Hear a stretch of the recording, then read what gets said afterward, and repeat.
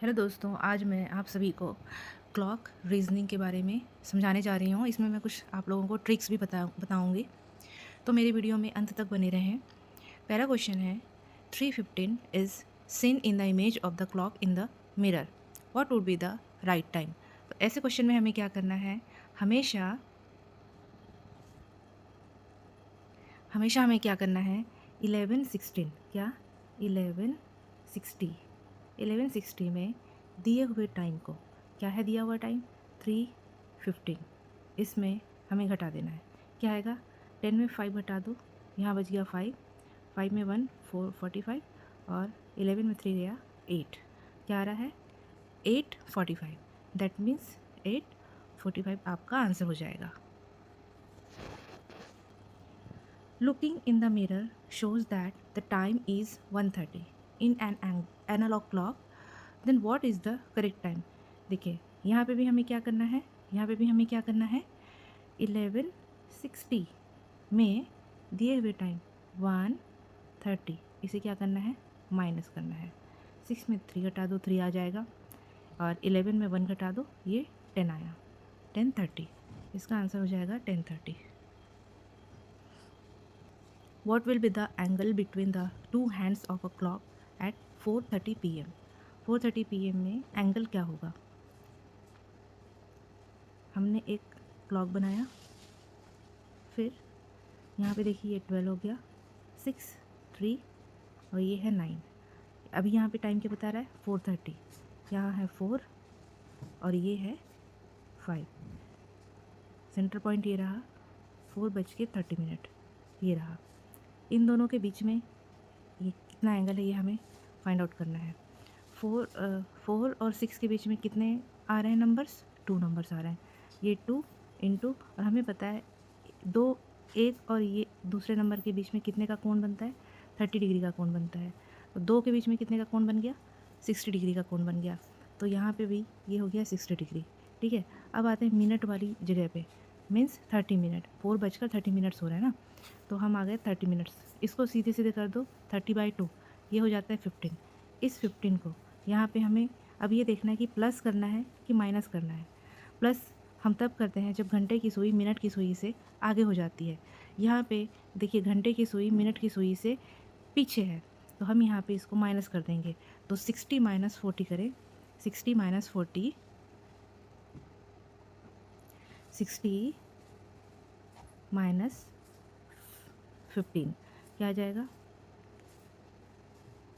45 degree. तो आपका answer हो जाएगा 45 डिग्री। आगे बढ़िए, चलिए इसको मैं आपको फार्मूले के हिसाब से बताती हूँ। फार्मूला क्या है, 30 × R माइनस 11/2 इंटू मिनट्स। यहाँ पे R क्या है, 4 है, तो 30 × 4 माइनस 11/2, मिनट क्या है, 30 मिनट है, यहाँ 30 कर दिया। अब इसे सॉल्व करें तो 30 × 4 क्या हो गया, 120।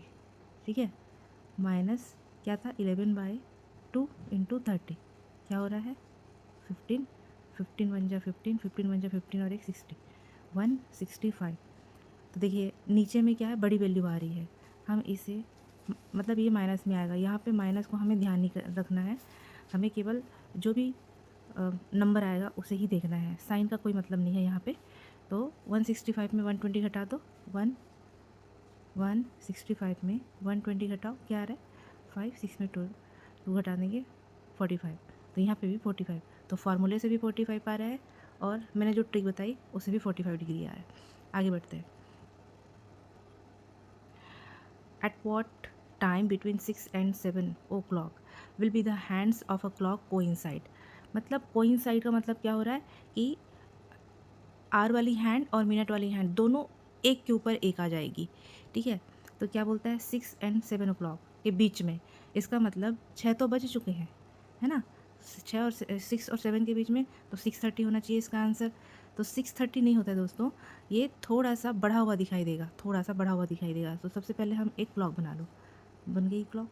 फिर क्या है, 6 के बाद में करना है, है ना। 6:30 किस तरीके से होगा, ये सेंटर पॉइंट मान लो, ये है 6, तो हमारी जो सुई है, ये मिनट वाली सुई भी और छोटी वाली सुई भी, ये ऐसे दिखाई देगा, लेकिन थोड़ा सा आपको बाहर की ओर निकला हुआ दिखाई देगा, थोड़ा सा। तो वही थोड़ा सा को हमें देखना है कैसे होगा। देखिए, देखो क्या होगा, 6 तो बज चुके हैं। फिर क्या होगा, इसका फॉर्मूला क्या होता है, 12/11 इंटू 6:30 हो रहे होंगे ना। 6:30 मतलब मिनट वाली सुई 6 पे है, तो 30 मिनट्स हो रहे हैं। इसे सॉल्व करिए, ये वाली को क्या है, पहले इन दोनों को मल्टीप्लाई करो, 12 0 जा और 12 3 जा 360। 360 को हम 11 से भाग दीजिए, 11 3 जा 33, ठीक है, 11 3 जा 33, फिर ये हो गया 3 और यहाँ आ गया 0, तो 11 2 जा 22, 11 2 जा 22, क्या बच रहा है शेष में, रिमेनिंग क्या बच रहा है, 8 बच रहा है। तो हम कैसे लिखेंगे इसको, इसे लिखेंगे 6:30 मिनट्स तो हो रहे थे, है ना, 32 होकर के क्या रिमेनिंग था, 8 था, डिवाइडेड बाय 11। तो देखो आपके ऑप्शन में क्या दिख रहा है, ये है आपका ऑप्शन। इसके लिए मैं आपको बताती हूँ कि इसको सरल तरीके से कैसे सॉल्व कर सकते हैं। सरल तरीके से सॉल्व कैसे कर सकते हैं, देखिए आपको देखना है, इनको और इनको ऐड करना है, 32 और 8 को, जिसके लास्ट डिजिट में 0 होगा वही आपका आंसर होगा। तो देखो 32 + 8, यहाँ पे 32 + 8 0 हो गया, यहाँ पे नहीं हो रहा है, यहाँ पे भी नहीं हो रहा है। 32 + 8 यहाँ पे तो हो रहा है, पर क्या है, नीचे में 11 आना चाहिए, तो आपका आंसर हो जाएगा ए। आगे बढ़े, देखिए, after 9 o'clock at what time will the hour and minute hands of a wall clock be in opposite direction to each other between 9 and 10 o'clock। अब देखो, एक हमने क्लॉक बनाया, अब यहाँ पे बोला है 9 और 10 के बीच में कब अपोजिट डायरेक्शन में होगा। अपोजिट डायरेक्शन में होने का मतलब ये हुआ कि ये देखो, ये हमारा सेंटर पॉइंट है, यहाँ है 3, यहाँ है 9। अपोजिट डायरेक्शन में मतलब देखो, यहाँ तो मिनट, यहाँ पे तो आर वाला हैंड आ गया, और यहाँ पे आ गया मिनट वाली हैंड, ठीक है। ये हो गया अपोजिट डायरेक्शन, ये अपोजिट डायरेक्शन हो गया। अब हमें क्या करना है, देखो 9:15 नहीं होगा, ये 9:15 से थोड़ा सा बढ़ा हुआ होगा, तो हम इसमें फार्मूला लगाते हैं। कैसे लगाएंगे फार्मूला, 9 तो बज रहे हैं, 9 तो हो चुके हैं, फिर क्या करना है हमें, 12/11 इंटू मिनट क्या हो रहा है यहाँ पे, 15 मिनट हो रहा है। बस इसे सॉल्व करो, इतने को सॉल्व करो आप, क्या आ रहा है, 12/11 इंटू 15,